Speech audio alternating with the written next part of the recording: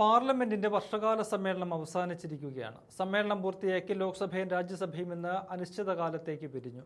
July 20-നാണ് വർഷകാല സമ്മേളനം ആരംഭിച്ചത്. ഇന്ന് വരെ 19 ദിവസത്തെ സമ്മേളനമാണ് നിശ്ചയിച്ചിരുന്നത്. എന്നാൽ ഒരു ദിവസം ഒഴികെ എല്ലാ ദിവസവും സഭ പ്രതിപക്ഷ ബഹളത്തിൽ മുങ്ങുന്നതാണ് കണ്ടത്. അതായത് വർഷകാല സമ്മേളനം അക്ഷരാർത്ഥത്തിൽ പ്രതിപക്ഷ പ്രതിഷേധത്തിൽ ഒലിച്ചു പോവുകയായിരുന്നു. പരീക്ഷാ പരിഷ്കരണ ബിൽ അവതരിപ്പിച്ച ദിവസം മാത്രമാണ് ഇരു സഭകളും പൂർണ്ണമായും ചേർന്നത്. ബില്ലിന്റെ പ്രാധാന്യം കണക്കിലെടുത്ത് ചർച്ചയിൽ പങ്കെടുത്ത് പ്രതിപക്ഷം അതിനോട് സഹകരിക്കുകയാണ് അന്ന് ചെയ്തത്. ഈ സമ്മേളന കാലത്തെ പ്രതിപക്ഷ പ്രതിഷേധത്തിൽ മുക്കിയതിന്റെ ഉത്തരവാദി സർക്കാർ തന്നെയാണ്, പ്രത്യേകിച്ച് പ്രധാനമന്ത്രി നരേന്ദ്രമോദിയും ആഭ്യന്തരമന്ത്രി അമിത്ഷായും. സമ്മേളനം തുടങ്ങിയ ജൂലൈ 20-നാണ് കോക്രോച്ച് ജനതാ പാർട്ടി പാർലമെന്റിലേക്ക് മാർച്ച് നടത്തിയത്. ആ വിദ്യാർത്ഥി സമരത്തെ അന്ന് ദില്ലി പോലീസ് ക്രൂരമായാണ് നേരിട്ടത്.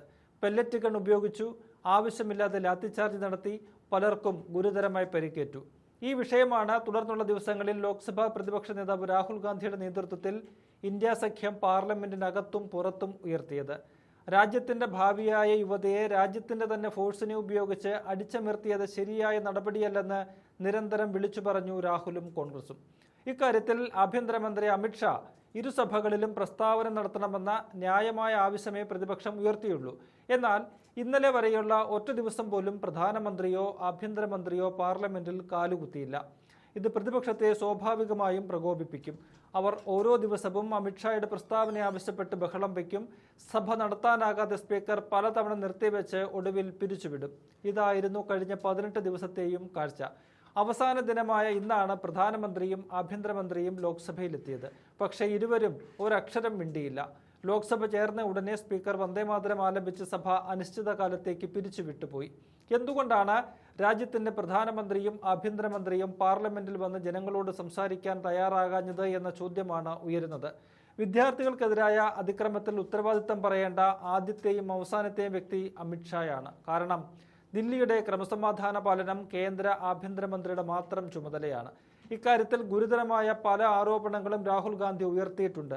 അതിനൊന്നും ഇതുവരെയും ഉത്തരം കിട്ടിയിട്ടുമില്ല. ചുരുക്കി പറഞ്ഞാൽ വർഷകാല സമ്മേളനം ഈ വിധത്തിൽ മുക്കിക്കളഞ്ഞതിന്റെ ഉത്തരവാദികൾ മോദിയും അമിത്ഷായും മാത്രമാണ്. ഇങ്ങനെ സമ്മേളനം പരാജയമായതിലൂടെ കോടിക്കണക്കിന് രൂപയാണ് രാജ്യത്തിന്റെ ഖജനാവിന് നഷ്ടമായിരിക്കുന്നത്. ഈ 18 ദിവസങ്ങളിലായി ഏതാനും മണിക്കൂറുകൾ മാത്രമേ സഭ ചേരാനായുള്ളൂ. മറ്റൊരു വിധത്തിൽ പറഞ്ഞാൽ 7023 മിനിറ്റാണ് സമ്മേളനത്തിൽ നഷ്ടമായത്. ഇതിലൂടെ 175 കോടിയിലധികം രൂപ നഷ്ടമായതായാണ് കണക്കുകൾ. ഇന്നത്തെ കണക്കുകൂടി ചേരുമ്പോൾ അത് പിന്നെയും ഉയരും. ലോക്സഭ 1 മിനിറ്റ് ചേരാൻ 2.5 ലക്ഷം രൂപയാണ് ചെലവെന്നാണ് കണക്കുകൾ. ഓരോ മിനിറ്റ് നഷ്ടമാകുന്നതിലൂടെയും ലക്ഷക്കണക്കിന് രൂപയാണ് രാജ്യത്തിന്റെ ഖജനാവിൽ നിന്ന് ചോർന്നുകൊണ്ടിരിക്കുന്നത്. ആ വിചാരമില്ലാതെയാണ് ഭരണ പ്രതിപക്ഷങ്ങൾ എക്കാലത്തും മുന്നോട്ട് പോകുന്നത് എന്നതും കാണാതിരുന്നുകൂടാ. വർഷകാല സമ്മേളനത്തിലെ ഈ ബഹളത്തിനിടയിലും 20 ബില്ലുകൾ പാർലമെന്റ് പാസാക്കി എന്നതും ശ്രദ്ധേയമാണ്. അവയെല്ലാം തന്നെ യാതൊരു ചർച്ചയും കൂടാതെയാണ് പാസാക്കിയതും. പ്രതിപക്ഷ ബഹളത്തിനിടെ ബില്ലുകൾ അവതരിപ്പിച്ച് ശബ്ദ വോട്ടോടെ പാസാക്കിയെടുക്കുകയാണ് കേന്ദ്ര സർക്കാർ ചെയ്തത്.